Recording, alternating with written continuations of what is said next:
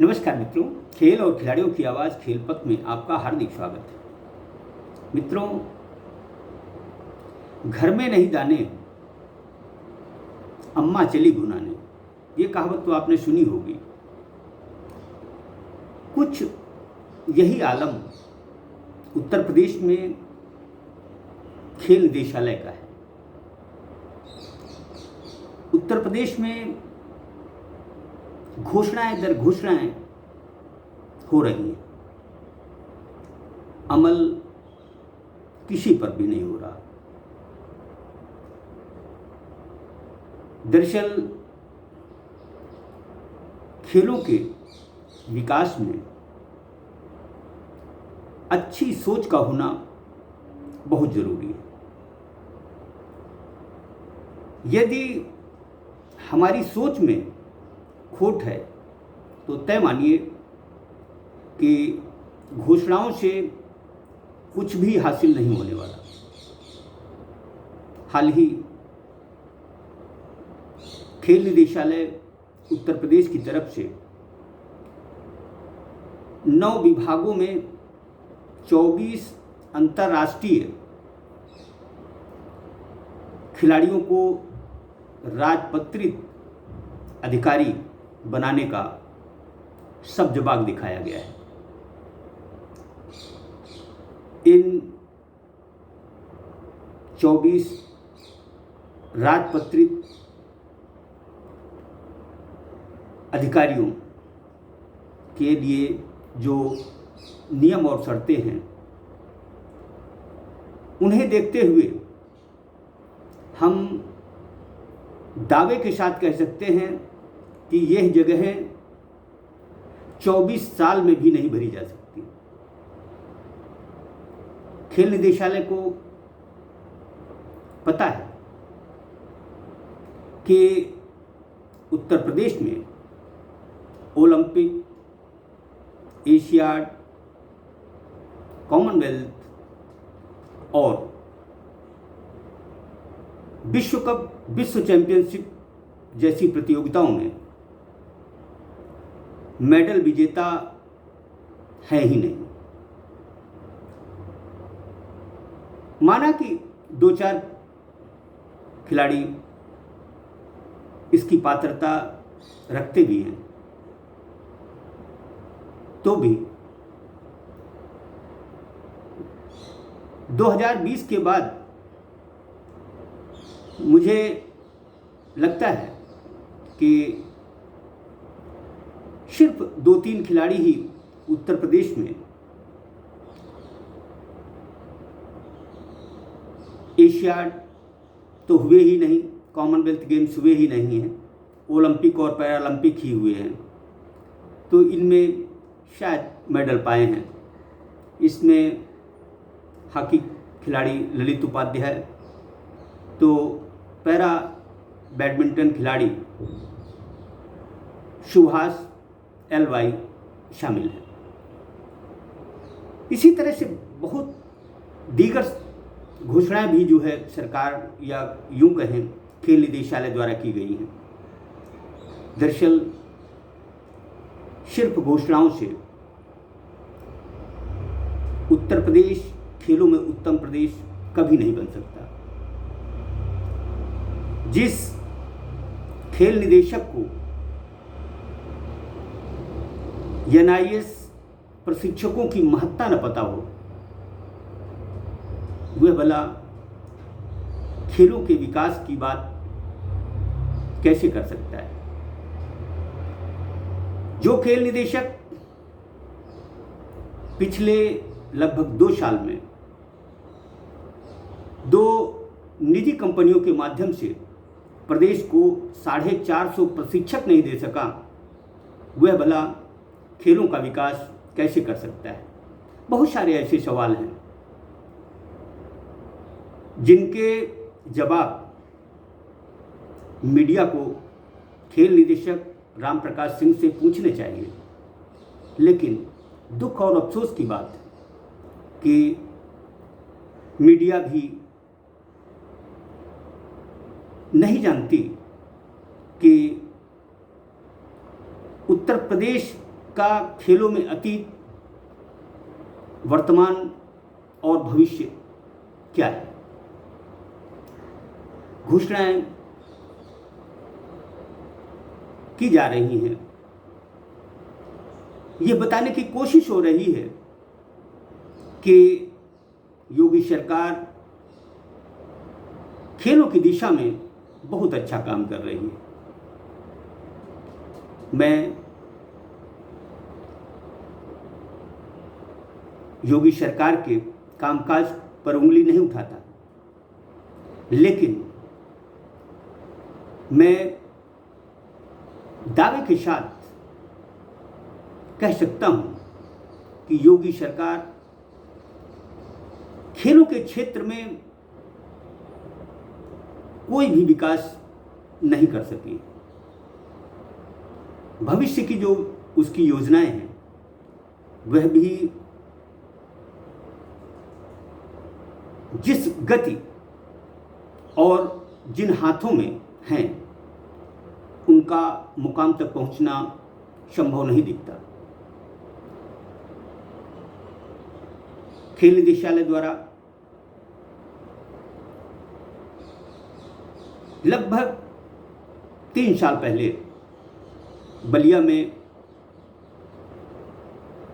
खेलों का प्रदेश का खेलों में सबसे बड़ा स्टेडियम बनाने का दावा किया गया था। खेल पथ ने कोई 7-8 महीने पहले उस बलिया के स्टेडियम की स्थिति से अपने दर्शकों को अवगत कराया था। यद्यपि प्रमुख सचिव खेल कल्पना अवस्थी अब बलिया के स्टेडियम के कायाकल्प के लिए पूरी तरह से प्रतिबद्ध हैं। काम शुरू हो चुका है। अब बलिया का स्टेडियम पानी यानी जल भराव की समस्या से नहीं जूझेगा, क्योंकि वह 1.5 फीट ऊंचा किया जा रहा है। मैं जवाबदेह खेल पदाधिकारियों से यह जानना चाहता हूं कि अधोसंरचना या खेलों की सामग्री खरीदी से ही क्या उत्तर प्रदेश खेलों में उत्तम प्रदेश बन जाएगा। दरअसल जब तक प्रदेश की मूल समस्या नहीं सुलझाई जाएगी, यूपी खेलों में आगे नहीं बढ़ पाएगा। ये समस्या है प्रशिक्षकों की कमी। फिलवक्त उत्तर प्रदेश में 75 जिलों में सिर्फ 156 ठेका प्रथा से प्रशिक्षक कार्य कर रहे हैं, जबकि तय संख्या 450। मैं खेल निदेशालय के आला अधिकारियों से आग्रह करता हूं कि खेलों से जुड़े लोगों को अंधेरे में न रखें, सच को स्वीकारें।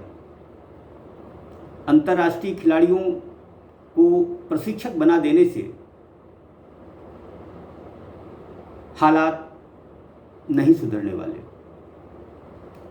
तेली का काम तमोली से कराने की जो कोशिश हो रही है उसे रोका जाना चाहिए। प्रशिक्षक का आदर हो, सम्मान हो, क्योंकि वही किसी प्रतिभा को खेलों के शिखर तक ले जाता है। अंतर्राष्ट्रीय खिलाड़ियों का हम इस्तेमाल कर सकते हैं। अंतर्राष्ट्रीय खिलाड़ी सिर्फ और सिर्फ प्रतिभाओं के बीच मार्गदर्शन का काम कर सकते हैं। खिलाड़ियों की टेक्निक, उनका कौशल सिर्फ और सिर्फ एक प्रशिक्षक ही सुधार सकता है। खेल निदेशालय के आला अधिकारी को ये पता है कि स्पोर्ट्स कॉलेजों में और भी कई जगह उसके ही रहमो करम से कई ऐसे लोग नौकरी कर रहे हैं जिन्हें पात्रता ही नहीं। दरअसल खेलों में जब तक पारदर्शिता नहीं लाई जाएगी, भाई भतीजावाद या अपनों को उपकृत करने के प्रयास होंगे, उत्तर प्रदेश खेलों में कतई उत्तम प्रदेश नहीं बन सकता। मैं समझता हूं कि एक खेल निदेशक के रूप में राम प्रकाश सिंह ने लंबा फासला तय कर लिया है। वह स्वयं का मूल्यांकन करें कि उन्होंने 5 अच्छे काम खेलों के नाम पर क्या किए। सिर्फ अनर्गल योजनाएं बनाना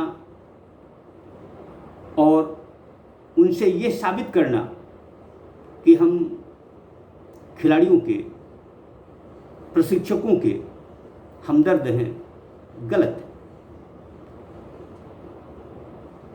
जो भी प्रयास हों, उन प्रयासों, उन कामों का असर दिखना चाहिए, जो कि उत्तर प्रदेश में नहीं दिख रहा। दरअसल उत्तर प्रदेश में न केवल प्रतिभाएं हैं, बल्कि सुयोग्य प्रशिक्षकों की भी कमी नहीं है। फिर क्या वजह है कि खेल निदेशालय 3 प्रयासों के बावजूद भी प्रदेश को 450 प्रशिक्षक नहीं दे सका, जबकि उत्तर प्रदेश में कई हजार प्रशिक्षक बेरोजगार घूम रहे हैं। प्रदेश को 450 नहीं, बल्कि 1000 प्रशिक्षकों की जरूरत है। खेल निदेशक आरपी सिंह क्या बता सकते हैं कि प्रशिक्षण के क्षेत्र में यूपी किस दिशा में जा रहा है? कुछ माह पहले प्रशिक्षकों के अभाव में खिलाड़ियों से खेल परिवर्तन की बात की गई। क्या यह उचित था? दरअसल मैं अंतर्राष्ट्रीय खिलाड़ियों को खेलों में प्रवेश देने का विरोधी नहीं हूं, उन्हें प्रवेश मिलना चाहिए, लेकिन NIS सुयोग्य प्रशिक्षकों के बदले अंतर्राष्ट्रीय खिलाड़ियों को प्रशिक्षण के लिए नियुक्त किया जाए, इसका विरोध करता हूं। कोई जरूरी नहीं कि एक अंतर्राष्ट्रीय खिलाड़ी एक अच्छा खिलाड़ी तैयार कर सकता है।